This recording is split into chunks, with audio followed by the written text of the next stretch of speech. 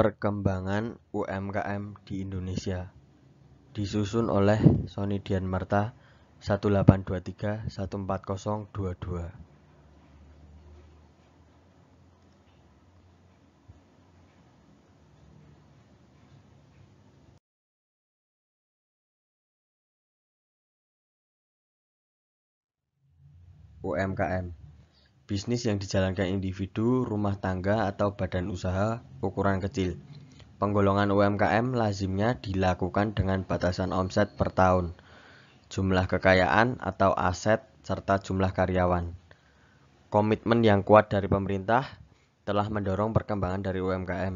Demikian juga halnya bahwa UMKM memiliki prospek yang baik untuk lebih diberdayakan. Kepentingan tersebut terkait dengan kondisi perekonomian nasional yang sekarang dan beberapa tahun kurang meyakinkan.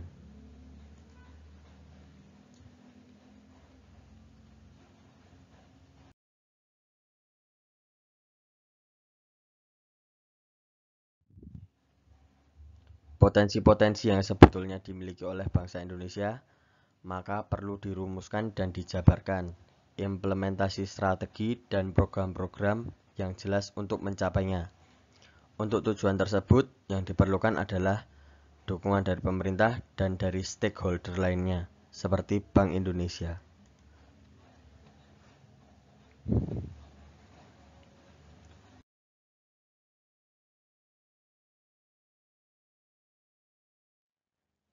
Perkembangan UMKM.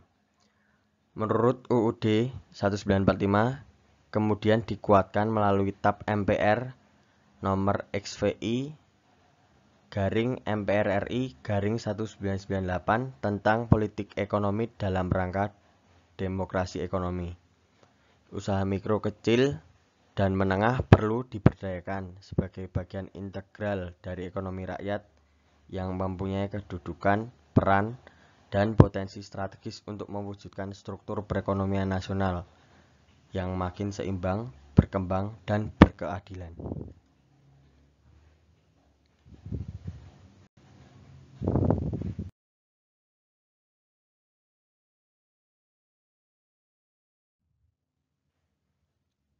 Usaha mikro adalah usaha produktif milik perorangan dan atau badan usaha perorangan yang memenuhi kriteria usaha mikro sebagaimana diatur dalam undang-undang ini. Usaha kecil adalah usaha ekonomi produktif yang berdiri sendiri yang dilakukan oleh orang, perorangan atau badan usaha yang bukan merupakan anak perusahaan atau bukan cabang perusahaan yang dimiliki, dikuasai, atau menjadi bagian baik langsung maupun tidak langsung dari usaha menengah atau usaha besar yang memenuhi kriteria usaha kecil sebagaimana dimaksud dalam undang-undang ini.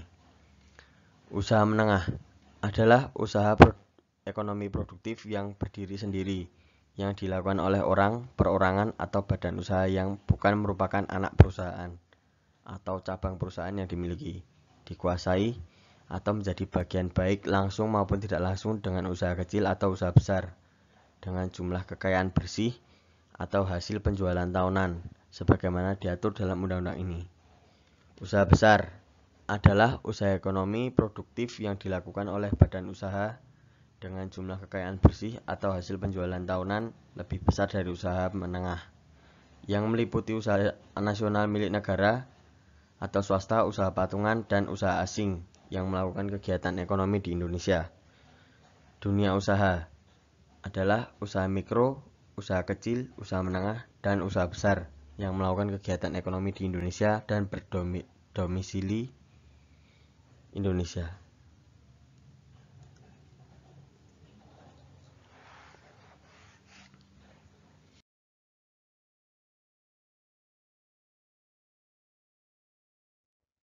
Peningkatan UMKM setiap tahunnya hampir 100%. Dari 10 tahun lalu 2009 hingga 2016, lebih dari 59 juta unit penyerapan tenaga kerja cukup besar. Oleh karena itu, kerjasama untuk pengembangan dan ketahanan UMKM perlu diutamakan. Tahun 2015, kredit meningkat 60% sampai 70% menurut data Bank Indonesia. Bank Indonesia telah mengeluarkan ketentuan yang mewajibkan kepada perbankan untuk mengalokasikan kredit atau pembiayaan kepada UMKM. Mulai tahun 2015 sebesar 5%, 2016 sebesar 10%, 2017 sebesar 15%, dan pada akhir tahun 2018 sebesar 20%. Untuk itu diperlukan pengaturan keuangan bisnis yang baik untuk menunjang keberlangsungannya. Saat ini banyaknya aplikasi dan software yang menunjang bisnis dan usaha Anda sehingga memudahkan dalam menjalankan usaha Anda.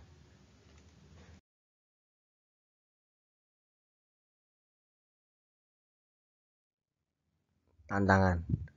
Peranan UMKM dalam perekonomian Indonesia adalah sentral dalam menyediakan lapangan pekerjaan dan menghasilkan output. Meskipun peranan UMKM dalam perekonomian Indonesia adalah sentral, namun kebijakan pemerintah maupun pengaturan yang mendukungnya sampai sekarang dirasa belum maksimal. Masih banyaknya permasalahan yang dihadapi oleh UMKM, membuat kemampuan UMKM berkiprah dalam perekonomian nasional tidak dapat maksimal. Hal ini dapat dilihat meski banyak yang terlibat dalam pengembangan UMKM. Namun tugas pengembangan UMKM yang dilimpahkan kepada instansi-instansi tersebut diwarnai isu negatif. Misalnya, politisasi terhadap UMKM serta pemberian dana subsidi JPS yang tidak jelas dan tidak terarah. Demikian juga BUMN yang untuk menyisihkan labanya 1-5% juga tidak dikelola dan dilaksanakan dengan baik. Selain itu, kredit perbankan juga sulit untuk diakses oleh UMKM. Di antaranya adalah karena prosedur yang rumit serta banyaknya UMKM yang belum mengerti tentang perbankan.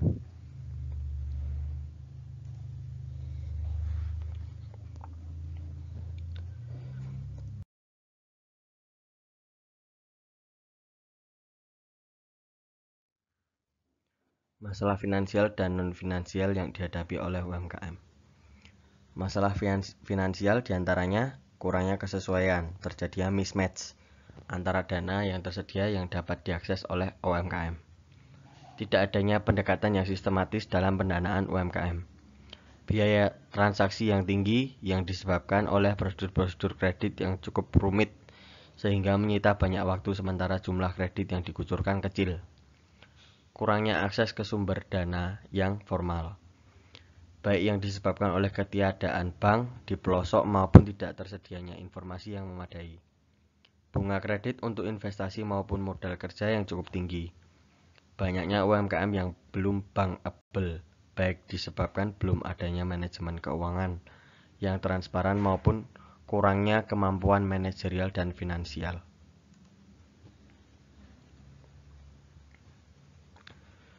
Masalah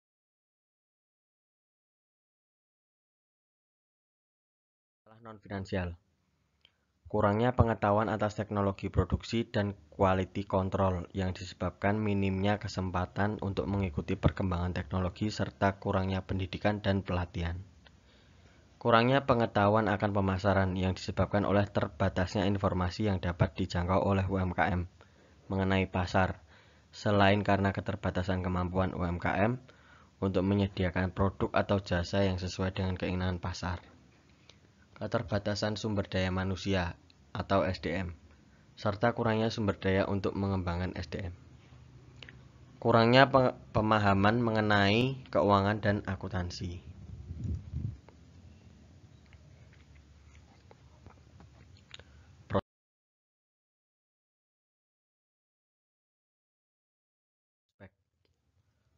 Terbukti di masa krisis dengan bertumbangnya banyak usaha konglomerasi yang dililit hutang luar negeri, usaha kecil menengah terutama yang berorientasi ekspor justru meraup keuntungan yang luar biasa. Sebagian lagi survive dengan berbagai cara karena kecilnya investasi dan modal yang berputar. Akan tetapi masih banyaknya masalah yang dihadapi oleh pihak UMKM dalam rangka mengembangkan usahanya perlu mendapatkan perhatian khusus bukan hanya dari pihak pemerintah saja.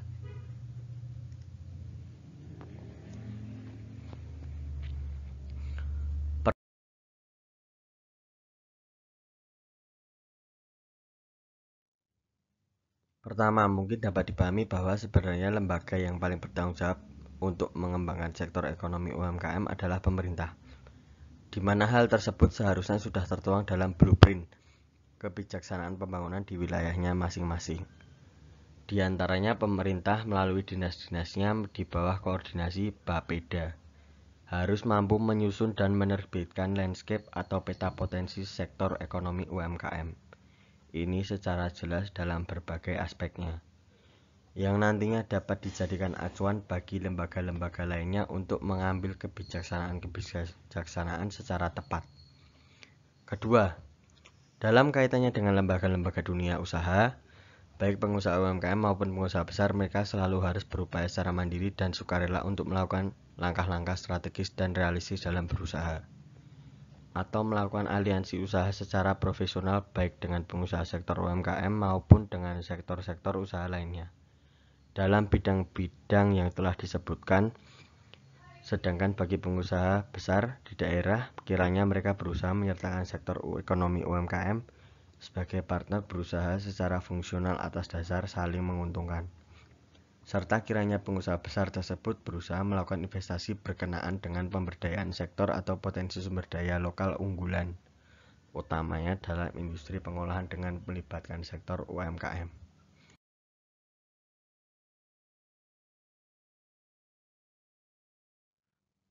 Ketiga, dalam kaitannya dengan lembaga keuangan dan perbankan, kiranya dengan adanya UU otonomi daerah, maka sektor perbankan yang ada di daerah dapat melakukan beberapa penyesuaian dan kebijaksanaan baik dari kepentingan Bank Indonesia agar dapat mengakomodasi semangat UU otonomi daerah agar dapat melayani kebutuhan masyarakat secara optimal.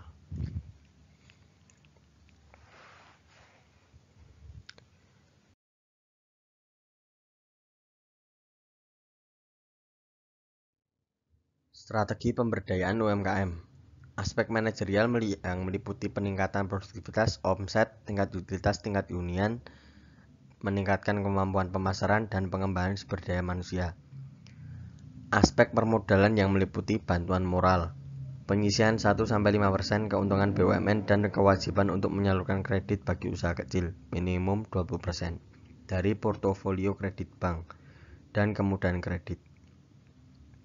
Mengembangkan program kemitraan dengan perusahaan besar baik melalui sistem bapak anak angkat, PIR, keterkaitan hulu hilir, forward linkage,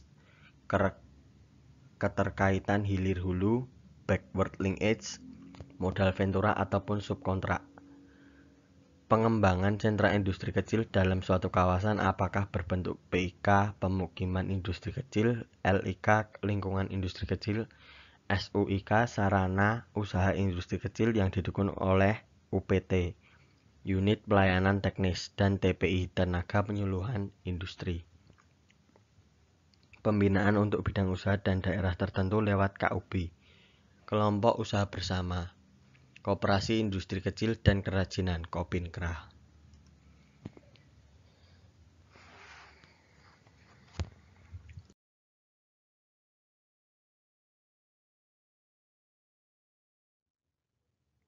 Penutup, peran pemerintah dalam pembangunan tidak terlepas begitu saja dengan pemberdayaan. Usaha kecil menengah atau lebih dikenal dengan UMKM telah terbukti mampu memberikan kontribusi yang besar, khususnya dalam meningkatkan kesejahteraan masyarakat.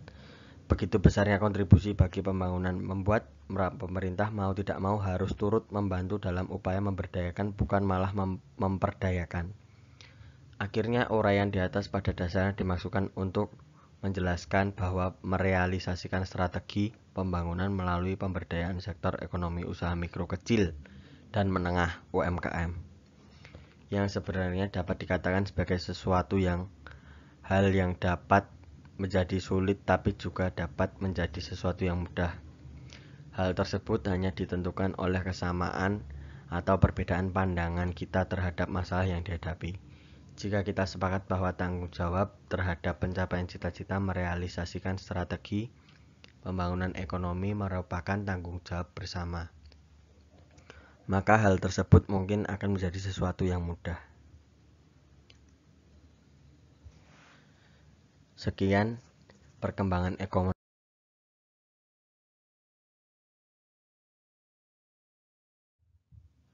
Sekian perkembangan UMKM di Indonesia disusun oleh saya sendiri.